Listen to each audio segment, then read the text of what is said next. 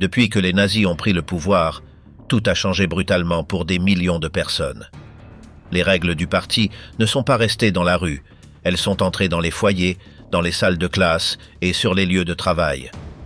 Tout a commencé à tourner autour des ordres venus d'en haut. Ce que l'on mangeait, ce que l'on disait à la maison, comment on élevait les enfants, ce que l'on regardait pendant les loisirs. Ce n'était plus une décision personnelle. Des ordres s'imposaient, sans laisser de place au doute. Ce qui autrefois relevait de la sphère privée est devenu contrôlé par l'État. La peur, les regards vigilants et la pression de l'entourage sont devenus partie du quotidien. Certains se sont adaptés, d'autres ont fait semblant, et quelques-uns ont essayé de ne pas entrer dans le jeu. Les rues se sont remplies de drapeaux, de saluts forcés et de châtiments publics. Personne n'était en sécurité. Si tu ne rentrais pas dans le moule, on t'écartait ou on te faisait disparaître. Et quand la guerre est arrivée, la pénurie et la violence ont achevé de tout dévaster. Comment cet enfer a-t-il réellement été vécu de l'intérieur, au milieu du silence et des apparences d'ordre ?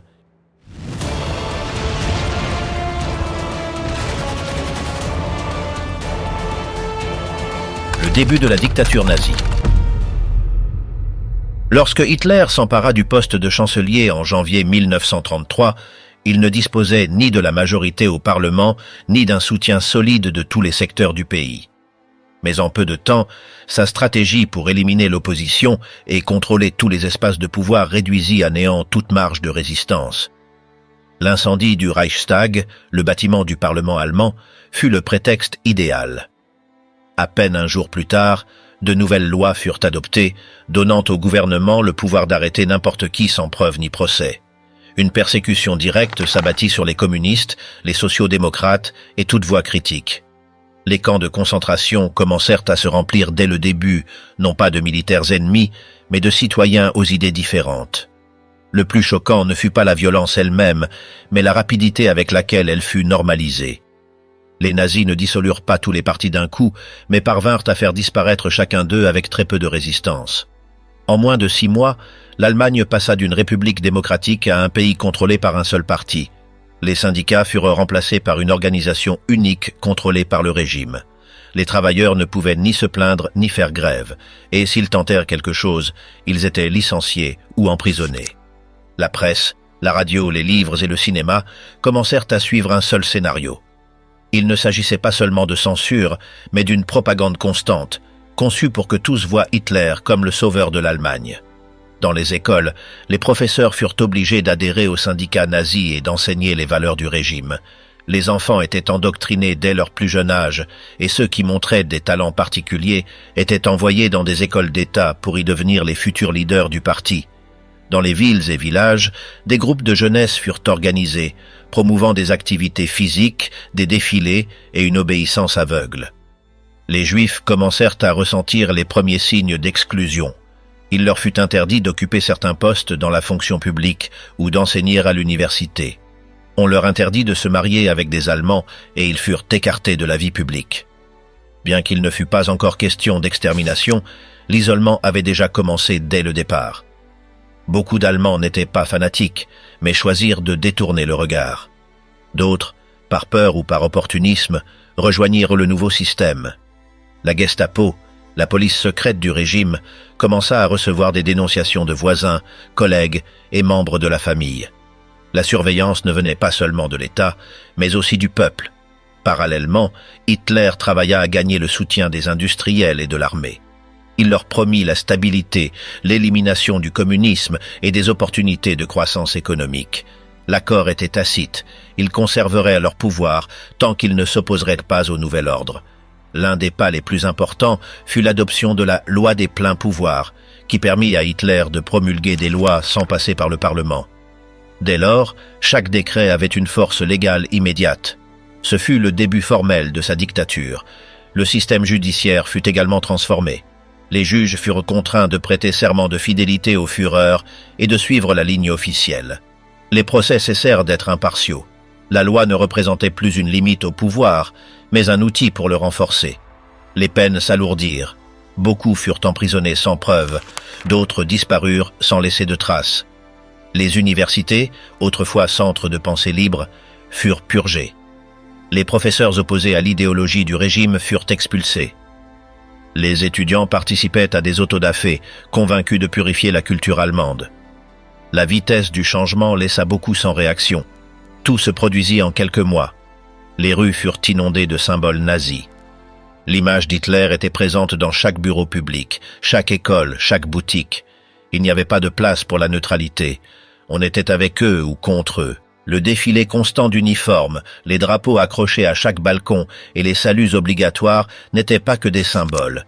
Ils étaient des signes clairs de qui détenait le pouvoir désormais. Lors des événements publics, personne n'osait rester assis quand l'hymne du parti retentissait. Même dans les mariages, les funérailles et les réunions de famille, on intégrait des chants, des discours et des saluts nazis comme s'ils faisaient partie de la tradition allemande depuis toujours. La vie religieuse fut également touchée. Bien qu'Hitler n'ait pas supprimé les églises, il tenta de les soumettre. Certains pasteurs collaborèrent, d'autres furent réduits au silence. Les sermons étaient contrôlés et devaient inclure des messages compatibles avec l'idéologie officielle. Les organisations religieuses de jeunesse furent absorbées ou interdites, remplacées par le groupe officiel du régime. Dans les zones rurales, la propagande dut redoubler d'efforts. Beaucoup de paysans étaient conservateurs et méfiants face à des changements si rapides. Mais même là, la pression finit par fonctionner. On leur proposa des incitations pour qu'ils rejoignent les organisations du parti. En échange, ils recevaient des avantages, une protection et du prestige. Il était plus facile d'obéir que de résister. Les arts passèrent aussi par un filtre idéologique. Peintres, écrivains et musiciens qui ne suivaient pas la ligne nazie furent qualifiés de dégénérés. Leurs œuvres furent interdites et leurs carrières brisées. Le cinéma devint l'un des principaux outils du régime. Des films soigneusement produits montraient une image héroïque de l'Allemagne et diabolisèrent les ennemis de l'État. Des projections obligatoires eurent lieu dans les écoles et les usines. Personne ne pouvait ignorer le message. En peu de temps, un climat de méfiance généralisé s'installa. Des amis de longue date cessèrent de se parler par peur d'être dénoncés. Des personnes autrefois engagées dans des idéaux progressistes commencèrent à répéter les phrases officielles pour se protéger. Il devint normal d'accepter ce qui autrefois semblait impensable. Certains pensaient que le régime ne durerait pas, qu'il s'agissait d'une phase temporaire. Mais chaque nouvelle loi, chaque mesure devenait permanente. Les promesses d'ordre, d'emploi et de reprise économique en convainquirent beaucoup. Même si cela signifiait renoncer à leur liberté, la stabilité semblait en valoir la peine. Les affiches de propagande, les défilés et les slogans répétés des milliers de fois construisirent l'illusion d'une unité nationale. Les programmes d'emploi financés par l'État commencèrent à produire des résultats visibles. Des autoroutes, des bâtiments publics et des usines furent construits. Le chômage baissa drastiquement. Pour une grande partie de la population, cela prouvait que le système fonctionnait. Ils refusaient de voir le coup caché, la répression, le contrôle total et l'élimination de toute opposition. La vie quotidienne changea aussi dans les moindres détails. À l'école, on chantait chaque matin les hymnes du régime. Dans les commerces, des affiches demandaient de ne pas acheter chez les Juifs. À la maison, les enfants répétaient les idées entendues lors des défilés de jeunesse. Les parents commencèrent à craindre de parler devant leurs enfants, de peur que l'un d'eux ne les dénonce involontairement. Les cartes postales, les journaux et même les jeux pour enfants portaient l'image du Führer. Il faisait partie du paysage, une figure impossible à éviter. Les fêtes nationales se multiplièrent et devinrent obligatoires. Ne pas y assister pouvait avoir des conséquences. Tout était conçu pour renforcer l'idée que le régime était invincible et éternel. Ceux qui tentèrent de protester, même par de petits gestes, furent écrasés. Les intellectuels qui écrivaient en secret étaient découverts et punis. Beaucoup fuirent le pays, mais d'autres n'en eurent pas la possibilité. La répression fut si efficace que quelques exemples publics suffirent à faire taire la majorité. Le régime n'avait pas besoin de millions de policiers pour contrôler tout le monde. Il suffisait que chacun pense pouvoir être surveillé. Ce sentiment constant d'être observé paralysa toute tentative de dissidence. Lorsqu'enfin le pouvoir total fut consolidé, il ne fut plus nécessaire de faire semblant de démocratie. Les élections perdirent tout leur sens. Pour beaucoup, ce n'était plus une dictature, c'était simplement la nouvelle Allemagne. Obéir, sans poser de questions, la machine d'adoration qui contrôlait tout. Quand Hitler arriva au pouvoir, son image fut placée au centre de tout. Il n'était pas seulement le chef de l'État, il était présenté comme le sauveur du pays. Chaque jour, les médias parlèrent de lui comme s'il s'agissait d'une figure presque sacrée. Il n'était pas montré comme un politicien parmi d'autres, mais comme quelqu'un au-dessus de tous. Son visage apparaissait dans les bureaux, les écoles, les usines et même dans les églises. Le culte de sa personne ne fut pas un phénomène spontané. Il fut soigneusement organisé depuis les sphères du pouvoir. La propagande œuvra à le présenter comme quelqu'un qui ne se trompait jamais. Ses discours étaient diffusés partout. Même lorsqu'il n'était pas présent, des haut-parleurs étaient installés dans les rues pour que sa voix soit entendue partout. On attendait des citoyens qu'ils se lèvent et prêtent attention, même s'il ne s'agissait que d'un enregistrement. Cette idolâtrie s'insinua dans tous les recoins du quotidien. Les photos d'Hitler étaient obligatoires dans tous les lieux publics. Les enfants connaissaient son nom avant celui de nombreux membres de leur famille. Les manuels scolaires étaient remplis de ses images. Dans les contes pour enfants, il apparaissait comme un héros. Il n'était pas rare de voir les plus jeunes saluer à la manière nazie avec une totale spontanéité. Dès le plus jeune âge, le message était clair. Il fallait obéir au chef sans le questionner.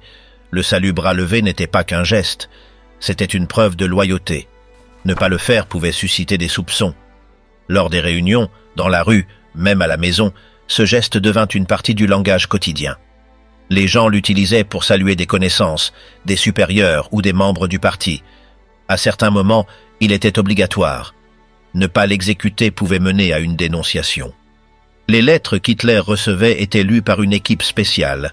Chaque jour, des milliers arrivaient, dont beaucoup venaient de citoyens ordinaires, qui lui demandaient de l'aide ou le remerciaient pour ce qu'ils croyaient qu'il avait fait pour eux. Bien qu'il ne les réponde pas personnellement, le bureau du Führer maintenait le contact. Ce sentiment de proximité renforçait l'idée qu'il était le seul capable de résoudre les problèmes du peuple. Les journaux parlaient de lui avec un ton révérencieux. Aucune critique n'était autorisée. Si un journaliste doutait, il était licencié ou arrêté. Des articles étaient écrits vantant son génie, sa vision du monde, son engagement envers l'Allemagne. Chacun de ces gestes était rapporté comme s'il s'agissait d'un événement historique. Même ses silences étaient interprétés comme des signes de sagesse. Les artistes travaillant pour le régime produisaient des tableaux, des sculptures et des films où il était le centre. Certains le montraient comme un guerrier, d'autres comme un père protecteur. Tout était pensé pour que le peuple voie en lui la réponse à ses doutes, la solution à ses problèmes. Dans de nombreuses familles, son image était accrochée aux côtés de celle des parents ou de figures religieuses. Lors des grands rassemblements organisés par le parti, comme ceux de Nuremberg, des milliers de personnes défilaient à l'unisson, écoutaient ses discours et répétèrent des slogans. Tout était chorégraphié au millimètre. L'objectif n'était pas seulement de montrer de la force, mais de créer une émotion collective, une sensation que chacun faisait partie de quelque chose d'immense, avec un seul et unique chef. Les jeunes étaient formés pour le suivre sans réfléchir. Dans les organisations de jeunesse nazie, on leur enseignait que la vérité venait d'en haut. On répétait des phrases comme « Hitler a raison » ou « Le Führer sait ce qu'il fait ». Le doute n'était pas bienvenu. Si quelqu'un posait trop de questions, il était écarté du groupe ou désigné comme traître. C'est ainsi qu'une génération fut façonnée à voir l'obéissance comme un devoir. Au sein du parti nazi, chacun savait qu'il fallait montrer une loyauté totale à Hitler. Les postes les plus élevés étaient occupés par ceux qui le suivaient sans poser de questions. L'expérience ou les compétences importaient moins que l'obéissance. Cette structure verticale éliminait toute tentative de débat interne. Les décisions étaient prises au sommet et descendues sans modification. Personne n'osait proposer une autre opinion. Dans la vie publique, les célébrations tournaient autour de sa personne. L'anniversaire d'Hitler devint une fête nationale. Ce jour-là, on organisait des défilés, des discours, des activités scolaires et des réunions du parti. Dans les rues, on accrochait ses portraits et on lançait des feux d'artifice. C'était un spectacle plus grand que toute autre date du calendrier. La population ne pouvait pas l'ignorer, même si elle ne croyait pas en lui. Les messages du régime insistaient sur le fait que tout ce qui allait bien venait du Führer. Si une usine ouvrait, c'était grâce à sa vision. Si le chômage baissait, c'était grâce à lui. Si l'Allemagne remportait un succès, même minime, on disait que c'était dû à son leadership. Cette approche ne laissait pas de place à d'autres figures. Un seul responsable des réussites existait. et c'était Hitler. Les biographies officielles omettaient tout détail gênant. On parlait de ses origines modestes, de son service pendant la guerre et de la façon dont il avait redressé le pays. Tout était raconté de manière épique. On ne mentionnait ni ses erreurs, ni ses échecs, ni ses contradictions. Tout doute sur son passé était écarté ou effacé. Ainsi fut construite une image parfaite, impossible à remettre en question. Même les jeux de société et les matériels scolaires renforçaient la figure du chef. Dans certains, les enfants avançaient de cases s'ils répondaient correctement à des questions sur Hitler ou le parti. Les livres de lecture incluaient des anecdotes le présentant comme courageux, sage et juste. Même les histoires du soir étaient adaptées pour inclure des messages du régime. La répétition constante imprimait son image dès le plus jeune âge. Les rapports secrets du régime montraient que de nombreux citoyens ne croyaient pas tout ce qui était dit. Mais ils ne l'exprimaient pas à voix haute. La pression sociale était énorme. Si quelqu'un faisait un commentaire inapproprié, il pouvait être dénoncé. C'est pourquoi même ceux qui avaient des doutes faisaient semblant. Ils applaudissaient lors des discours, accrochaient des drapeaux et disaient ce qu'on attendait d'eux. Hitler lui-même évitait de parler avec les gens ordinaires. Son cercle était fermé, mais la propagande faisait croire qu'il connaissait les problèmes du peuple. Lorsqu'on publiait une histoire sur un citoyen qui l'aurait aidé, c'était pour renforcer cette image. Même si ces situations étaient exagérées ou inventées, elles atteignaient leur but. Elles donnaient l'impression qu'il veillait sur chacun. Ceux qui travaillaient près de lui racontaient qu'il ne tolérait aucune critique. Ceux qui approchaient avec des doutes étaient écartés. Les rapports qu'il recevait étaient filtrés pour ne lui montrer que ce qu'il voulait voir. Ainsi, un environnement fut créé où tout le monde prétendait que tout allait bien, même lorsque ce n'était pas le cas. Personne ne voulait être porteur de mauvaises nouvelles. L'idée qu'Hitler était infaillible eut de graves conséquences. Quand quelque chose échouait, ce n'était jamais de sa faute. On cherchait d'autres coupables, des ministres, des fonctionnaires ou même le peuple. Cela augmentait encore plus la peur de se tromper. Chacun savait que si quelque chose tournait mal, il pouvait en payer le prix. La peur et l'adoration se mêlaient, créant un système où chacun se taisait et obéissait. Le culte du Führer ne disparut pas avec le temps. Au contraire, il se renforce. Même dans les moments les plus difficiles, on continuait à répéter qu'il savait ce qu'il faisait. Même si le pays commençait à souffrir, la propagande affirmait que cela faisait partie d'un plan plus vaste. Ainsi se maintenait l'illusion. Une figure au commandement, intouchable, en qui tous devaient avoir confiance sans poser de questions. Comment toute l'Allemagne fut transformée en un réseau d'espions sans uniforme. Le régime nazi ne mit pas longtemps à établir un réseau de surveillance sans précédent. Dès les premiers mois, il créa des corps spéciaux chargés de détecter les ennemis du système. La Gestapo, une police secrète sans uniforme, avait pour mission de traquer toute personne soupçonnée d'être contre le parti. Aucune preuve n'était nécessaire pour agir. Une simple dénonciation suffisait. Comment toute l'Allemagne fut transformée en un réseau d'espions sans uniforme. Le régime nazi ne mit pas longtemps à établir un réseau de surveillance sans précédent. Dès les premiers mois, il créa des corps spéciaux chargés de détecter les ennemis du système. La Gestapo, une police secrète sans uniforme, avait pour mission de traquer toute personne soupçonnée d'être contre le parti. Aucune preuve n'était nécessaire pour agir. Une simple dénonciation suffisait à faire arrêter quelqu'un et l'enfermer sans procès. Les gens commencèrent à avoir peur même de leurs propres voisins. Une dénonciation anonyme pouvait faire disparaître une personne. Les domiciles étaient fouillés à l'aube et les détenus emmenés dans des lieux dont personne ne savait ce qu'il s'y passait. Souvent, ils ne revenaient pas. Et s'ils revenaient, ils étaient échangés, silencieux et terrifiés. Personne ne posait de questions sur ce qui leur était arrivé. La majorité des citoyens ignoraient qui travaillait pour la Gestapo. Cela pouvait être le boucher, l'instituteur, même un ami. Cette incertitude maintenait tout le monde dans le silence. On cessa de parler de politique à voix haute. À la maison, on baissait le ton dès qu'un sujet délicat était abordé. Les enfants étaient éduqués à respecter le régime, mais aussi encouragés à rapporter toute chose étrange entendue à la maison. D'autres groupes complétaient le système de contrôle. La SS et les SA étaient chargés de patrouiller, d'intimider et de punir quiconque sortait du rang. Bien que théoriquement séparés, ces corps collaboraient pour éliminer ceux qui pensaient différemment.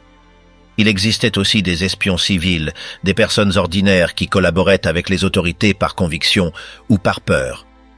Les camps de concentration furent créés pour enfermer ceux que le régime considérait comme dangereux. Il ne s'agissait pas seulement de criminels, mais de toute personne ne correspondant pas à la pensée officielle, journalistes, professeurs, militants ou simplement des gens qui avaient trop parlé.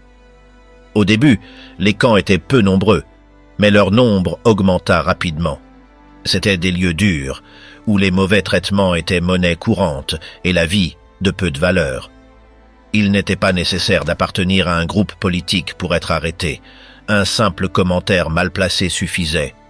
Une plaisanterie sur Hitler pouvait mener à une accusation de trahison. Même écouter des stations de radio étrangères pouvait être puni. Les autorités affirmaient que tout contact avec des idées extérieures représentait un danger pour le peuple allemand. Pour beaucoup, la meilleure option fut le silence. Même ceux qui n'étaient pas d'accord avec le régime préféraient rester à l'écart. La résistance était minimale car son coût était élevé. Le système était conçu pour écraser toute tentative de rébellion dès le début. Il n'y avait pas de place pour la protestation. Les rues étaient surveillées et les rumeurs d'arrestation circulèrent rapidement. La peur ne venait pas seulement de ce qu'on voyait, mais aussi de ce qu'on imaginait. Les histoires de ce qui se passait dans les prisons et les camps étaient racontées à voix basse, avec précaution. Personne ne savait exactement ce qui s'y passait, mais tout le monde supposait qu'il valait mieux ne pas savoir. Cette incertitude fonctionnait comme une arme supplémentaire. La terreur était invisible, mais constante. L'uniforme d'un agent imposait déjà le respect. La seule présence d'un officier suffisait à faire se redresser tout le monde. On apprit à baisser les yeux, à répondre par des phrases courtes, à ne pas élever la voix. Les interrogatoires étaient redoutés, même si l'on n'avait rien à cacher. Certains finissaient par avouer des choses qu'ils n'avaient pas faites, uniquement à cause de l'épuisement ou de la pression. Le régime utilisa aussi les médias pour renforcer cette atmosphère. Des nouvelles d'arrestations et de sanctions étaient publiées en détail. Le motif exact n'était pas expliqué, mais il était clair que personne n'échappait à l'emprise de l'État. Cette démonstration de pouvoir servait d'avertissement. C'était un rappel que le système ne pardonnait ni erreur ni inattention. Les citoyens étaient aussi incités à se surveiller les uns les autres. Dans de nombreux quartiers, les chefs locaux du parti organisèrent des réunions où l'on prenait note des activités des voisins. Ceux qui ne participaient pas aux événements officiels, comme les défilés ou les célébrations du régime, étaient considérés avec suspicion. Ne pas assister à une marche ou ne pas accrocher un drapeau à sa fenêtre pouvait être vu comme un acte de rébellion. Dans les lieux de travail, le même contrôle s'exerçait. Les employés savaient qu'ils étaient surveillés. Dans les usines et les bureaux, des responsables politiques étaient nommés pour informer les autorités si quelqu'un tenait des propos déplacés. Les syndicats indépendants disparurent, remplacés par des organisations contrôlées par l'État. Le travailleur devait faire preuve d'obéissance non seulement dans son activité, mais aussi dans sa pensée. La vie privée perdit son espace. Les mariages étaient observés, les amitiés analysées, et les réunions de famille, si elles étaient nombreuses, éveillaient les soupçons. On commença à vivre avec un sentiment de surveillance constante. Beaucoup brûlaient des lettres ou cachaient des livres susceptibles de poser problème. L'autocensure devint une habitude quotidienne. On apprenait à se taire avant même de réfléchir à ce qu'on voulait dire. Les étrangers vivant en Allemagne étaient aussi scrutés. Ambassades et correspondants étaient espionnés.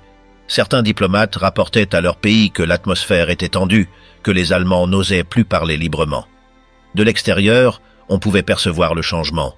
Les visites étaient reçues avec prudence, et les conversations avec des Allemands prenaient fin dès que des sujets délicats étaient abordés. Les artistes, écrivains et cinéastes n'échappèrent pas à ce contrôle. Le régime décida de ce qui pouvait être peint, écrit ou montré. Les livres furent censurés et beaucoup retirés des librairies. Certains exemplaires furent brûlés publiquement pour envoyer un message clair. Il n'y avait qu'une seule vérité, celle du parti. Ceux qui insistaient pour exprimer d'autres idées étaient réduits au silence, exilés ou arrêtés. Les universités changèrent leur fonctionnement. Les professeurs aux idées divergentes furent expulsés. Les cours furent adaptés pour enseigner l'idéologie du régime. On attendait des étudiants qu'ils répètent les discours entendus à la radio. La pensée critique fut remplacée par la répétition. L'école devint un autre outil de contrôle. La religion fut aussi surveillée. Bien que les églises ne furent pas interdites, on attendait d'elles qu'elles collaborent.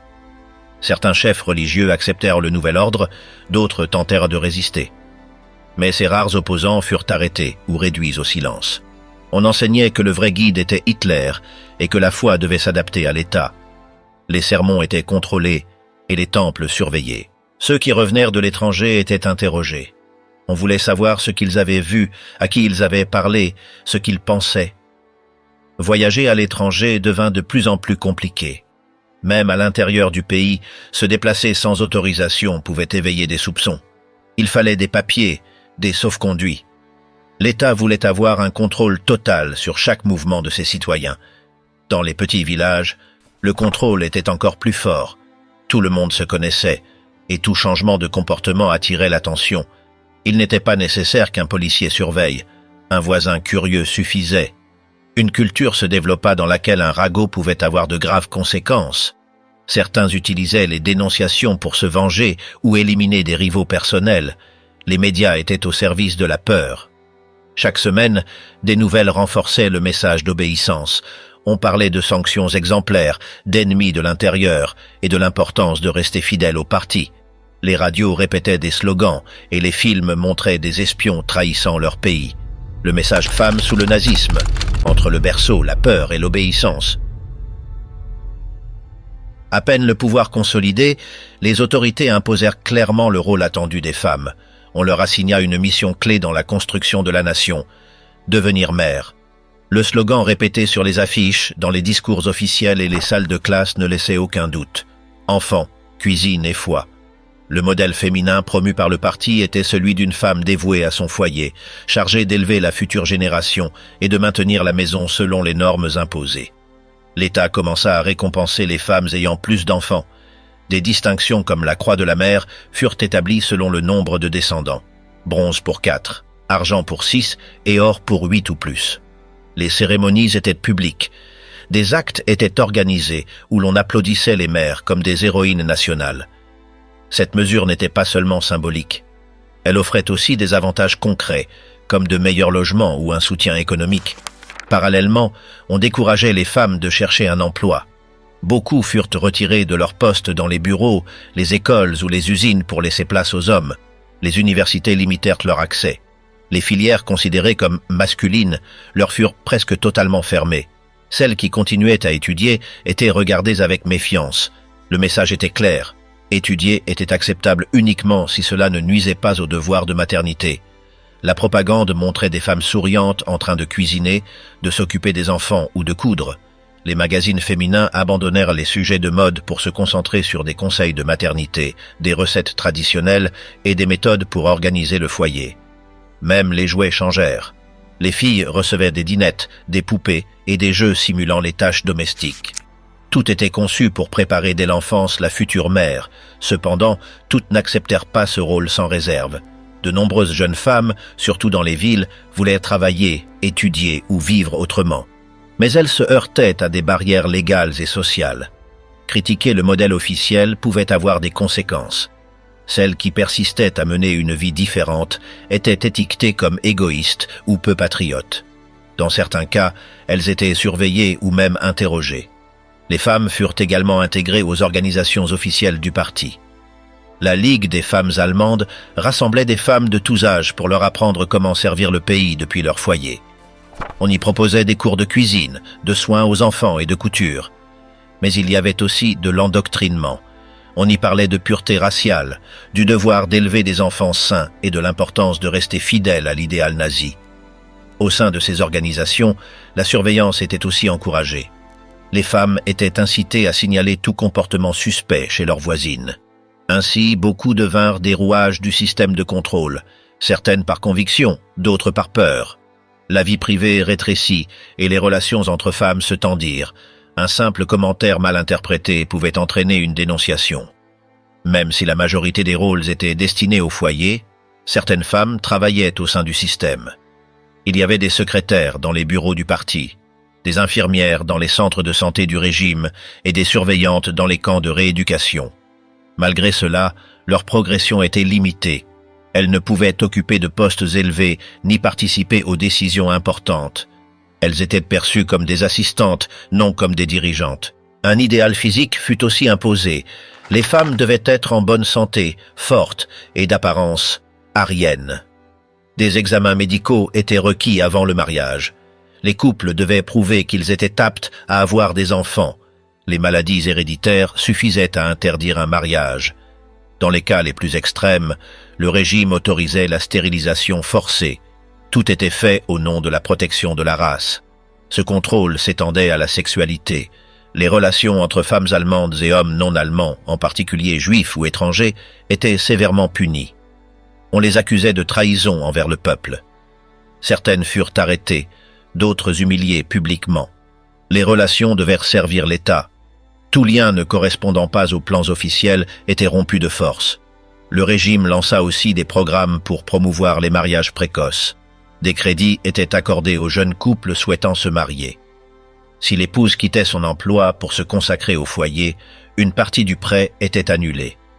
Cette mesure visait à accélérer la formation de familles nombreuses, conformes au modèle nazi. Par l'argent, on encourageait un mode de vie centré sur le foyer et la reproduction. Malgré les restrictions, certaines femmes parvinrent à acquérir une certaine visibilité. Quelques-unes occupèrent des postes symboliques dans des organisations féminines, d'autres participèrent à des actions sociales approuvées par le régime. Mais toutes avaient une limite claire. Il ne leur était pas permis d'influencer les décisions importantes. La politique, l'économie et l'armée restèrent des domaines réservés aux hommes. La femme, bien que visible, restait sans voix propre. Pendant les années de paix, le modèle fut maintenu fermement. Mais quand la guerre éclata, les choses changèrent. Le besoin de main-d'œuvre poussa le régime à modifier certaines règles. Beaucoup de femmes furent appelées à travailler dans les usines, les bureaux ou même les champs. Ce qui était autrefois inacceptable devint nécessaire. Pourtant, la propagande continuait à affirmer que ce n'était pas leur rôle principal. Celles qui travaillaient le faisaient sous pression. On leur demandait de remplir leurs tâches sans cesser d'être des mères ou des épouses exemplaires. Cet effort double fut épuisant. On attendait d'elles qu'elles s'occupent de leur maison après de longues journées de travail. Le régime ne fournissait pas de soutien suffisant. Tout reposait sur elles. Pourtant, peu se plaignaient à voix haute. La peur et le devoir maintenaient le silence. Les femmes furent aussi victimes d'autres formes de contrôle. Certaines furent forcées de participer à des programmes de reproduction sélective. Elles étaient associées à des soldats ou des membres du parti pour avoir des enfants considérés comme purs. Toutes n'acceptèrent pas, mais la pression était forte. On leur disait qu'elles aidèrent leur pays. En réalité, elles étaient utilisées comme instruments de l'État. Dans les territoires occupés, le traitement des femmes fut encore plus brutal. Certaines Allemandes furent surveillantes dans les camps ou les prisons. D'autres s'installèrent comme épouses d'officiers dans les zones conquises. On leur demandait de maintenir l'ordre, d'enseigner les valeurs du régime et d'agir en exemple de l'idéal féminin. Elles devaient aussi surveiller les femmes locales et rapporter tout acte suspect. Au fur et à mesure que la guerre avançait et que les pertes augmentaient, il devint courant de voir des femmes dans des rôles auparavant impensables. Certaines conduisaient des tramways, d'autres travaillaient comme gardiennes. Pourtant, cette ouverture ne fut pas une reconnaissance, mais une mesure d'urgence. Une fois la guerre terminée, on attendait d'elles qu'elles retournent au foyer. Il n'était pas question d'égalité, mais de remplacement temporaire. La fin du conflit changea radicalement la vie de millions de femmes. Beaucoup avaient perdu leur mari, frère ou fils.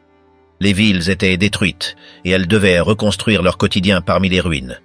Le régime avait disparu, mais tout ce qu'elles avaient vécu restait présent. Certaines portaient le poids d'avoir fait partie du système, d'autres tentaient simplement de s'adapter.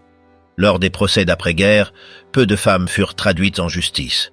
On les considérait comme des figures secondaires, bien que nombreuses aient activement collaboré. Certaines échappèrent à toute condamnation, d'autres reçurent des sanctions superficielles. Pendant des décennies, leur rôle sous le nazisme fut ignoré. Ce n'est que bien plus tard qu'on commença à l'étudier sérieusement. Ce qui autrefois était justifié comme obéissance est désormais examiné comme une composante de plus de la machine. Ainsi vivait-on chez soi, entre privation, peur et habitude.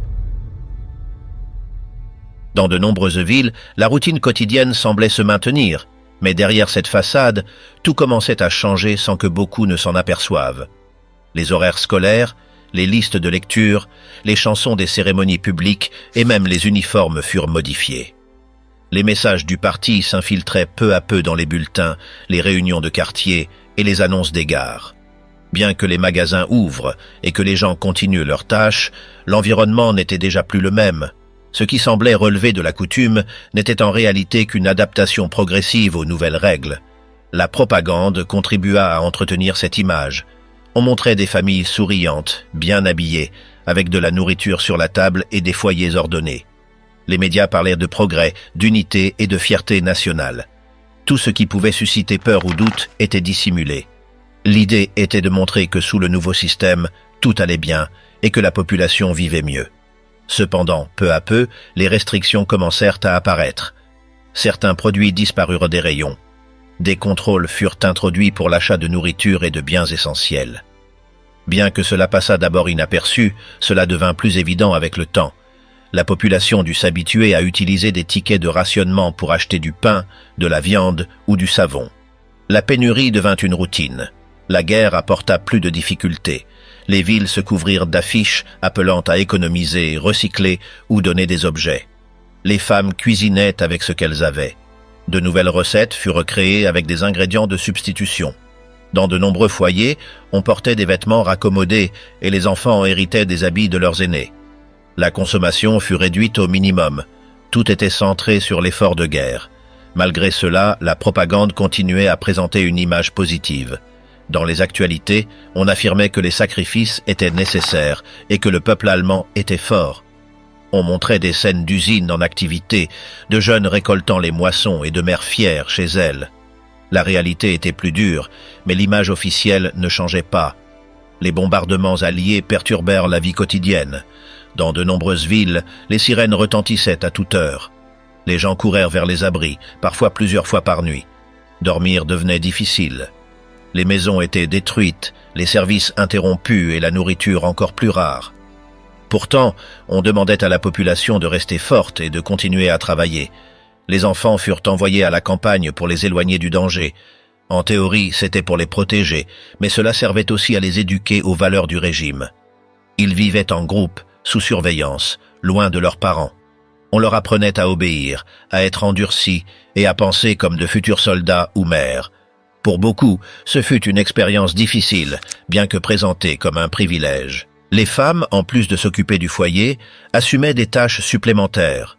Elles entretenaient des potagers urbains, collectaient des vêtements usagés et participaient à des campagnes de soutien au front.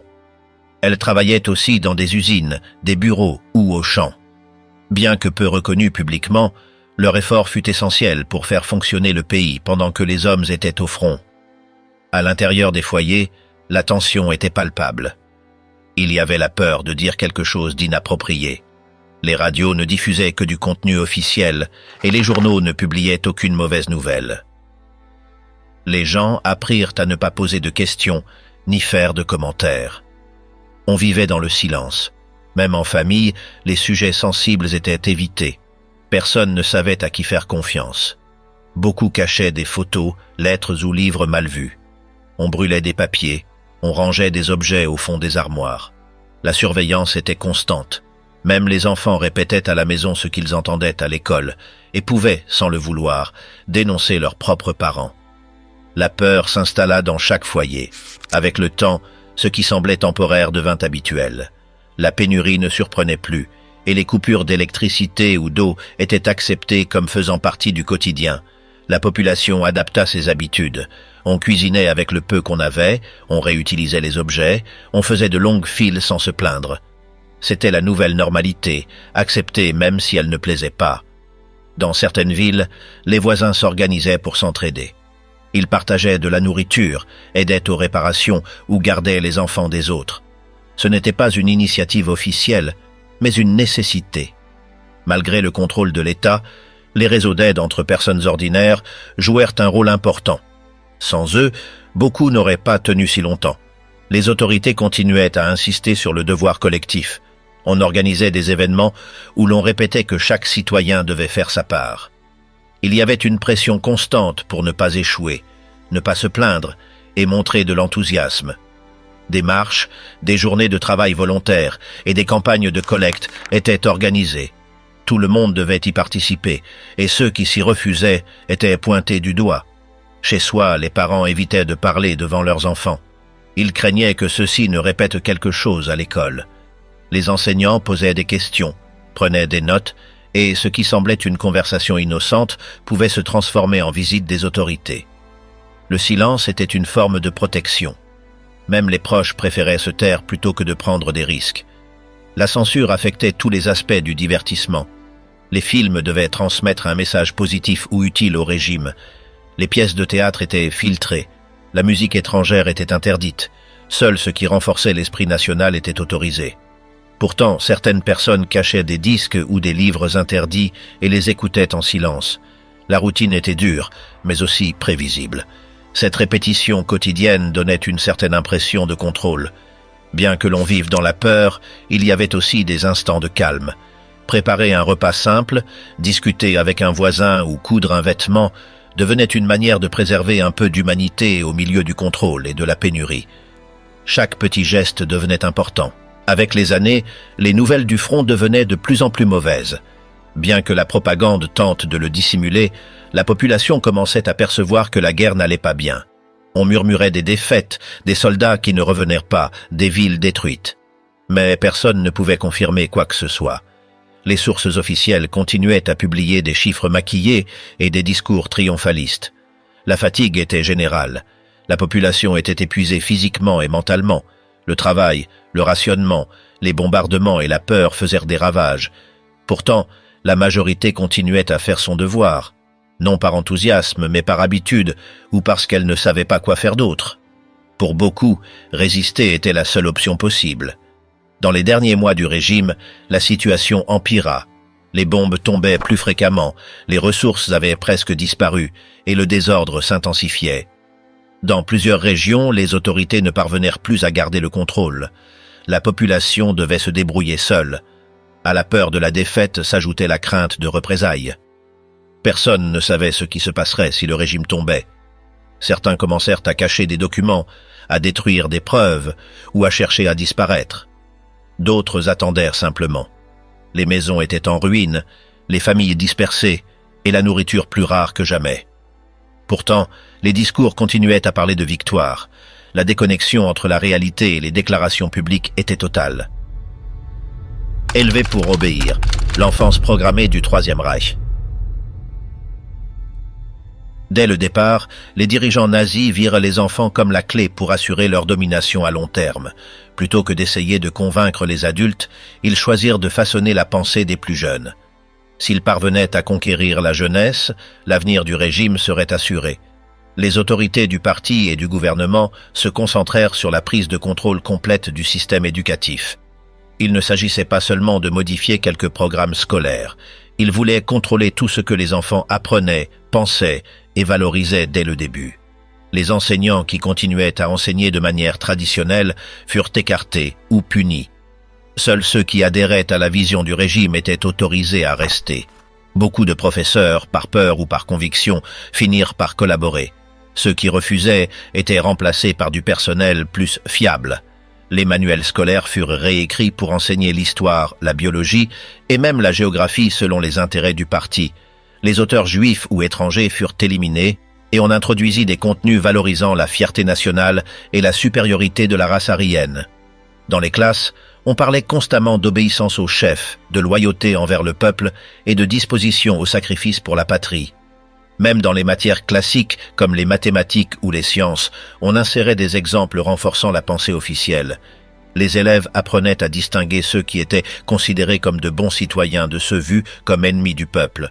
On leur demandait de surveiller ce qui se passait chez eux et de signaler si leurs parents ou voisins critiquaient le gouvernement. Cela faisait des enfants une partie du système de surveillance. L'enseignement n'était qu'un aspect du plan. En dehors de l'école, les jeunes étaient absorbés par les organisations du parti.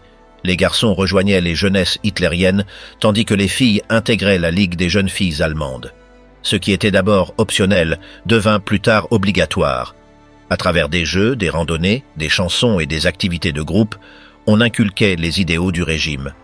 Les garçons étaient formés pour devenir soldats et leaders, et les filles pour être épouses et mères selon le modèle familial promu par le parti.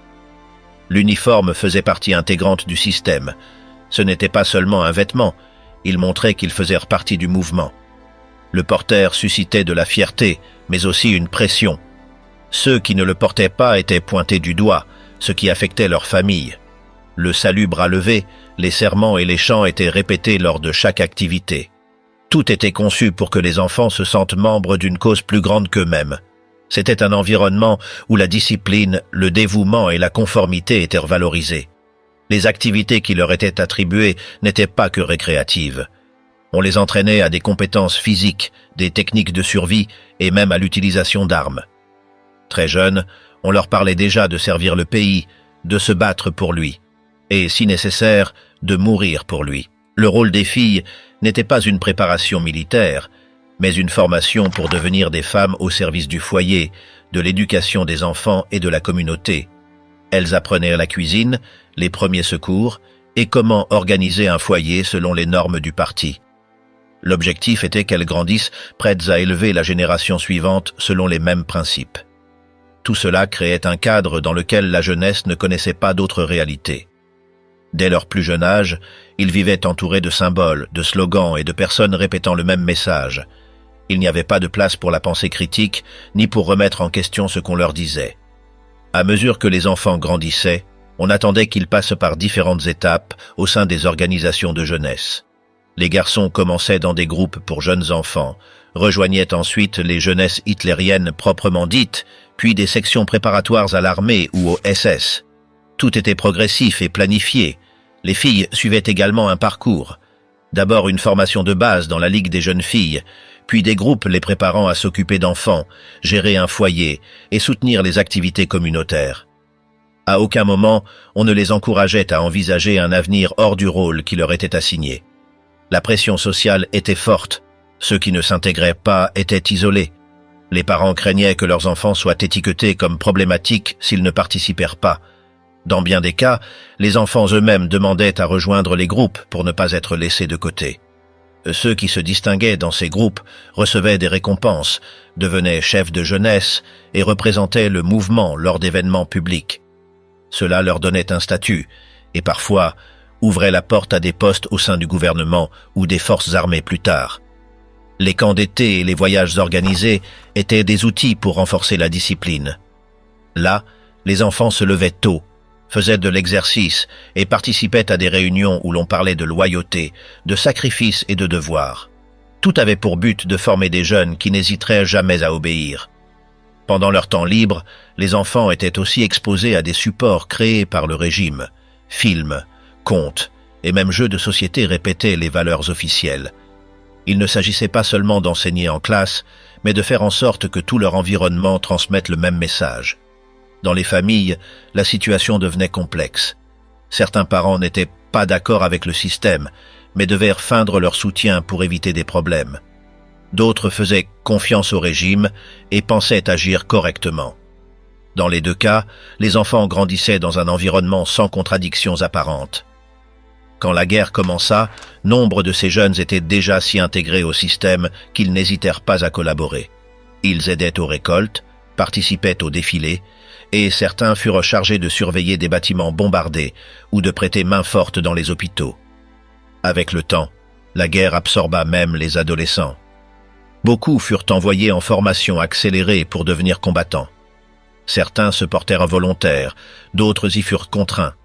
C'était la suite logique du plan que le régime avait tracé pour eux depuis l'enfance. L'impact psychologique était important, mais il n'était pas permis d'en parler. Montrer de la faiblesse était mal vu. On encourageait les jeunes à supporter la douleur, à ignorer la peur et à se concentrer sur leurs devoirs. Il n'y avait pas de place pour exprimer de l'angoisse, de la confusion ou de la tristesse. Dans les derniers mois du conflit, alors que l'effondrement approchait, des unités de combat composées uniquement de jeunes furent créées. Certains n'avaient eux que 15 ou 16 ans. On leur donnait un uniforme, une arme et une mission. Beaucoup ne revinrent pas. Ils avaient été formés pour obéir sans poser de questions et ils l'ont fait jusqu'au bout. Après la défaite, le système fut démantelé. Les organisations furent dissoutes par les autorités alliées. Les symboles, les uniformes et les saluts furent interdits. Les enfants ayant grandi dans ce modèle se retrouvèrent sans repère. Ils ne comprenaient pas pourquoi tout ce qu'on leur avait enseigné n'avait plus aucune valeur. Beaucoup ressentirent de la honte, d'autres ne savaient pas comment se comporter. Certaines familles tentèrent d'effacer toute trace, d'autres gardèrent le silence. Ce fut une génération marquée par une éducation qui les avait préparés à servir un régime disparu du jour au lendemain. Pour beaucoup, reconstruire leur identité fut difficile. La majorité ne reçut aucune aide pour comprendre ce qu'ils avaient vécu.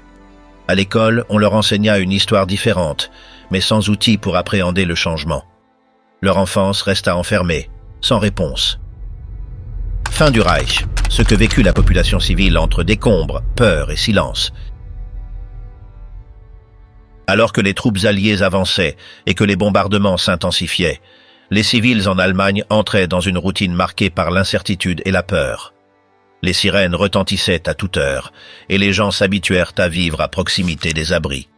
Dormir tout habillé devint courant, tout comme garder une valise prête au cas où il faudrait fuir soudainement. Les coupures d'électricité faisaient partie du quotidien. La nuit, on ne pouvait même pas allumer une bougie sans prendre de risques. Les fenêtres étaient couvertes de rideaux sombres pour qu'aucune lumière ne filtre.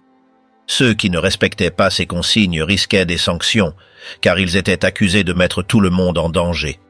Dans les marchés, il devenait de plus en plus difficile de se procurer de la nourriture. Le rationnement ne suffisait pas, et beaucoup dépendèrent du troc ou de contact pour obtenir un peu plus. Les plus chanceux avaient de la famille à la campagne qui leur envoyait des colis. Les autres faisaient de longues files pour n'importe quel produit. Le savon, les chaussures et même le papier hygiénique étaient devenus rares. Les femmes cousaient des vêtements avec ce qu'elles trouvaient et réparaient les semelles encore et encore. Les enfants portèrent des habits trop petits ou usés. La propagande restait active. Les journaux parlaient de résistance et de victoire, bien que chacun savait dans la rue que la fin approchait. Malgré tout, beaucoup faisaient semblant d'y croire, par peur d'être dénoncés. Personne ne savait à qui se fier, ce qui rendait la vie encore plus tendue. Dans les grandes villes comme Berlin ou Hambourg, les bombardements détruisirent des quartiers entiers. Les gens dormaient dans les stations de métro, les caves ou tout endroit offrant un peu de protection. Certains n'osèrent même plus sortir de jour. Le bruit des avions provoquait la panique. Les autorités locales tentaient de maintenir l'ordre, mais cela devenait de plus en plus difficile. De nombreux policiers et fonctionnaires avaient été envoyés au front ou ne se présentaient plus. Des membres du parti tentaient de prendre le relais, mais sans grand succès. La peur des étrangers augmenta. On parlait de ce que les soviétiques pourraient faire s'ils arrivaient, ce qui nourrissait l'angoisse. Les histoires de pillage et d'abus créaient une véritable paranoïa. Certaines familles préféraient fuir vers l'ouest plutôt que d'attendre l'armée rouge.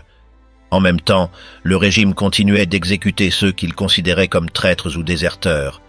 On pendait des soldats pour désobéissance et des civils pour avoir sapé le moral. De nombreux corps restèrent accrochés à des poteaux, avec des pancartes autour du cou en guise d'avertissement. Les enfants n'étaient pas épargnés. Beaucoup virent des choses qu'ils n'auraient jamais dû voir. Ils jouaient parmi les ruines, cherchaient de la nourriture où ils le pouvaient et apprenaient à se débrouiller au milieu du chaos. Leur enfance fut interrompue par une réalité qu'ils ne comprenèrent pas, mais qui faisait déjà partie de leur vie. Au milieu de la destruction, certains essayaient encore de maintenir des routines. Certains allaient au travail, même si leur bureau n'existait plus. D'autres ouvraient de petits commerces improvisés pour échanger des biens. La nécessité faisait que la créativité remplaçait les règles. Les églises commencèrent à se remplir, non par foi, mais par désespoir. Les gens cherchaient un sens, une explication, ou au moins un réconfort. Les sermons évitaient de parler du régime et se concentraient sur l'espérance. C'était une forme de résistance silencieuse. Les derniers jours furent les pires. Il n'y avait plus de nourriture, plus de transport, et la peur était totale. Les gares étaient pleines de gens qui tentaient de fuir, mais il n'y avait plus de trains. Les routes étaient encombrées de charrettes et de personnes marchant avec ce qu'elles portaient. Quand la nouvelle de la mort d'Hitler arriva, beaucoup ne la crurent pas. D'autres pensèrent à une ruse pour tromper les ennemis. Ce ne fut pas un soulagement immédiat, mais plutôt de la confusion. Personne ne savait ce qui allait se passer, ni qui prendrait le pouvoir. Peu à peu, la reddition devint évidente. Les drapeaux changèrent, les soldats ennemis commencèrent à patrouiller dans les rues et l'ordre fut donné de déposer les armes. Les gens sortirent des abris avec prudence. Certains pleuraient, d'autres observaient sans savoir s'ils étaient en sécurité ou si le pire restait à venir. Les troupes alliées trouvèrent un pays en ruine. Des maisons détruites, des hôpitaux débordés et des milliers de personnes sans nourriture ni eau. Il n'y avait plus d'électricité dans de nombreuses villes et les téléphones ne fonctionnèrent plus. Les besoins les plus élémentaires manquaient et personne ne savait vers qui se tourner. Les occupants apportèrent un peu d'ordre, mais aussi de nouvelles règles. Les symboles du régime furent interdits, les bureaux du parti fermés et les arrestations commencèrent. De nombreux civils virent leurs voisins, d'anciens fonctionnaires ou même des enseignants se faire arrêter. La honte s'installa. Certains tentèrent de se débarrasser des preuves de leur lien avec le parti. On brûlait des uniformes, on cachait des documents, on essayait de passer inaperçu. Mais il y avait toujours quelqu'un pour se souvenir de qui avait dit quoi ou dénoncé qui. Les femmes souffrirent particulièrement. Beaucoup furent agressés par des soldats ennemis, surtout à l'Est. On en parlait à voix basse, mais tout le monde savait. Les victimes se taisaient, par peur et faute de soutien. Ce fut une blessure profonde, longue à guérir. Les enfants étaient perdus. Certains avaient perdu leurs parents, d'autres étaient seuls dans des villes détruites. Les autorités alliées organisèrent des orphelinats improvisés et cherchèrent des proches. Certains furent adoptés sans savoir si leurs parents étaient encore en vie. La faim ne s'arrêta pas avec la guerre. Les réserves étaient épuisées et les transports toujours à l'arrêt. On dépendait de l'aide extérieure qui arrivait lentement.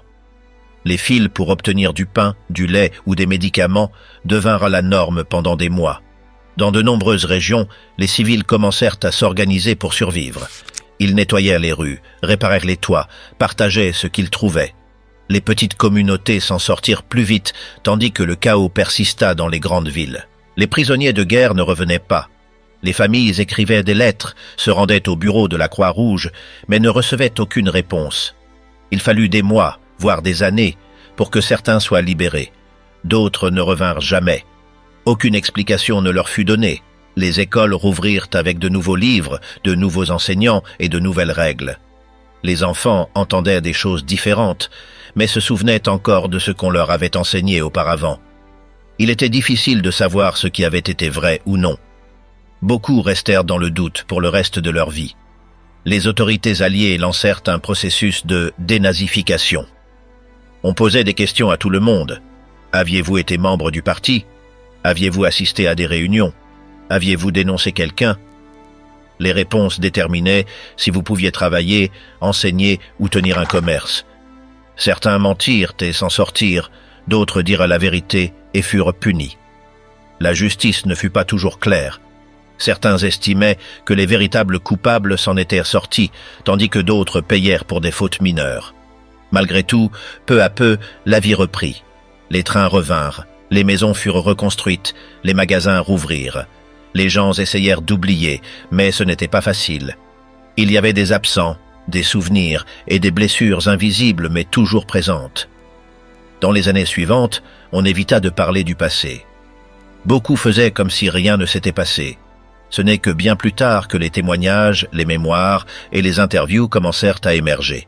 La génération qui grandit pendant la guerre mit longtemps à raconter ce qu'elle avait vécu. Il en resta un pays transformé. L'ancien ordre avait disparu et ce qui venait ensuite restait incertain. Les civils, les enfants, les mères et les anciens qui survécurent portaient une expérience que les livres n'enseignèrent pas, mais qui marqua chaque recoin du pays. Une voix parmi des millions, le journal secret qui raconta tout.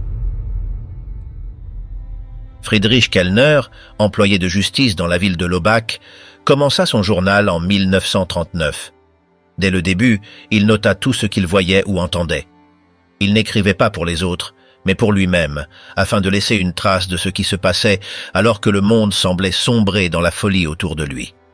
Ses premières notes parlèrent de la manière dont les gens ordinaires acceptaient tout sans protester. Il critiquait l'absence de pensée personnelle et la facilité avec laquelle beaucoup répétaient ce qu'ils entendaient dans les discours ou lisaient dans les journaux. Kellner voyait un danger dans ce comportement, et il le couchait sur le papier. Lorsque l'Allemagne envahit la Pologne, il écrivit qu'il s'agissait d'une guerre d'agression déguisée en défense. Il savait que ce n'était pas vrai que les Polonais avaient attaqué les premiers. Il écoutait les commentaires dans les rues, la propagande, et confrontait tout avec ce qu'il savait lui-même. Au fil des mois, son journal devint plus dur. Il écrivait sur la censure des informations, sur le fait que la radio ne diffusait qu'une seule version des faits, et sur la manière dont les gens commençaient à craindre de parler à voix haute. Personne ne savait si un voisin pouvait vous dénoncer pour un simple commentaire mal interprété. Il notait aussi ce qu'il entendait de la part des soldats revenant du front. Il y avait des histoires d'exécutions, de pillages et d'abus. Même si ces choses n'étaient pas racontées publiquement, elles circulaient à voix basse dans les villages. Kellner ne fermait les yeux sur rien. Il écrivait tout. Parfois, il parlait directement avec des personnes revenant des zones occupées. Ce qu'elle racontait le bouleversait. Massacres de masse, villages détruits, familles entières disparues. Pour lui, ce n'étaient pas des exagérations, mais des vérités dissimulées sous un voile officiel. Il ne parlait pas seulement des crimes à l'extérieur de l'Allemagne. Il critiquait aussi ce qui se passait chez lui. Il racontait comment certains voisins profitèrent de la situation, dénonçaient par jalousie ou tiraient parti de l'exclusion des autres. Pour Kellner, le régime n'était pas seul coupable. Ceux qui le soutenaient par leur silence ou leur collaboration l'étaient aussi. Lorsque les restrictions les plus sévères furent mises en place, comme le rationnement strict, il les consigna. Il racontait les files interminables, la disparition des produits de base et la montée du marché noir comme moyen de survie. La répression était constante. Kellner consignait chaque arrestation injustifiée, chaque disparition soudaine de connaissances, chaque nouveau décret restreignant les libertés. Il disait que l'Allemagne était devenue une prison à ciel ouvert. Tout le monde n'était pas d'accord avec le régime, mais beaucoup se taisaient. Kellner le comprenait, mais le déplorait. Il disait que la peur ne pouvait pas tout excuser. Pour lui, écrire était une forme de résistance, même s'il était seul à le lire. Durant les années les plus intenses de la guerre, il ne cessa jamais d'écrire. Même lorsque les bombardements approchaient, lorsque la situation empirait, son journal continuait de croître. Il notait des noms, des dates, des détails. Il savait que tout cela pourrait servir un jour. Il critiquait l'obéissance aveugle, l'absence de réflexion et le nationalisme creux. Pour lui, l'Allemagne ne devenait pas grande, elle se détruisait de l'intérieur. Il voyait clairement ce que d'autres ne voulaient pas voir. En 1942, Kellner écrivit à propos de rumeurs qui n'étaient plus si secrètes. L'extermination systématique des Juifs. Il n'utilisait pas d'euphémisme. Il disait que ce qu'il entendait sur les trains, les camps et les chambres à gaz ne pouvait pas être inventé. Il se demandait comment il était possible que tant de gens le sachent et que personne n'agisse. Cette année-là, il décrivit comment une femme lui avait raconté que son neveu, soldat sur le front de l'Est, avait été témoin du massacre de milliers de personnes. Kellner nota tout, les tirs, les fosses, le silence imposé. Pour lui, il n'y avait plus de doute sur ce qui se passait. Il ne se limitait pas à écrire sur les autres. Il notait aussi ce qu'il voyait autour de lui. Les magasins ariens de plus en plus pleins, les maisons vides de familles disparues, les commerces qui changeaient de propriétaire après une réorganisation. Ce qui auparavant semblait normal s'était perverti sans que presque personne ne s'en rende compte. Kellner n'épargnait aucune critique. Il écrivait que le peuple allemand n'était pas une victime, qu'il savait plus qu'il ne voulait l'admettre. Il dénonçait l'hypocrisie, la passivité et l'opportunisme de ceux qui faisaient semblant de ne rien savoir, tout en profitant du système. Son journal ne se contentait pas de dénoncer. Il exprimait aussi sa frustration. Il se demandait quel avenir aurait l'Allemagne après tout cela. Il écrivait que, même en cas de victoire, le prix serait si élevé que rien ne pourrait justifier ce qui avait été fait. Chaque fois que les nouvelles parlèrent de nouvelles victoires, il doutait. Il vérifiait les cartes, écoutait les conversations dans la rue et confrontait tout avec sa logique. Il écrivait que la défaite n'était qu'une question de temps, mais que les dégâts étaient déjà irréversibles. En 1943, les bombardements des villes allemandes s'intensifièrent. Kellner en fit une chronique précise, immeubles détruits, hôpitaux débordés, enfants sans école. Bien qu'il ne se réjouisse pas de la souffrance, il disait que c'était une conséquence directe de ce que le pays avait semé. Il commença aussi à percevoir un changement chez les gens. Certains qui étaient autrefois fervents partisans du régime murmuraient maintenant des critiques, mais il ne leur pardonnait pas. Il disait que les remords tardifs ne changeaient rien au passé et que beaucoup ne changèrent d'avis que par peur de perdre. Malgré cela, il continuait à écrire. Chaque page ajoutée à son journal était une façon de lutter contre l'oubli. Il disait que, si un jour quelqu'un lisait son journal, il comprendrait que tous n'étaient pas complices, mais qu'il n'y avait pas autant d'innocents qu'on voudrait le faire croire. Dans les derniers mois de la guerre, Kellner écrivit moins. Le chaos l'entourait, soldats en fuite, ordres confus, civils terrifiés. Mais il continuait à noter ce qu'il pouvait. Il écrivait sur les soldats russes, les rumeurs de suicide de masse, les derniers discours désespérés. Lorsque l'on apprit la mort d'Hitler, Kellner écrivit à peine une phrase. « Enfin, le monstre est parti ». Ce n'était pas une célébration, juste le constat d'un fait arrivé trop tard. Après la chute du régime, il écrivit sur l'arrivée des forces alliées, les interrogatoires des civils et les premières tentatives de reconstruction. Il nota aussi comment beaucoup de voisins faisaient semblant de n'avoir rien su, comment certains tentaient de cacher leur passé et comment d'anciens membres du parti parlaient désormais comme s'ils y avaient toujours été opposés. Il termina son journal avec un mélange de déception et de fermeté. Il ne croyait pas que le pays allait changer rapidement, mais il espérait que ce qu'il avait écrit servirait de témoignage sur ce qui avait été vécu. Ce carnet, écrit en privé et caché pendant des années, devint une preuve de la vie quotidienne sous le régime nazi.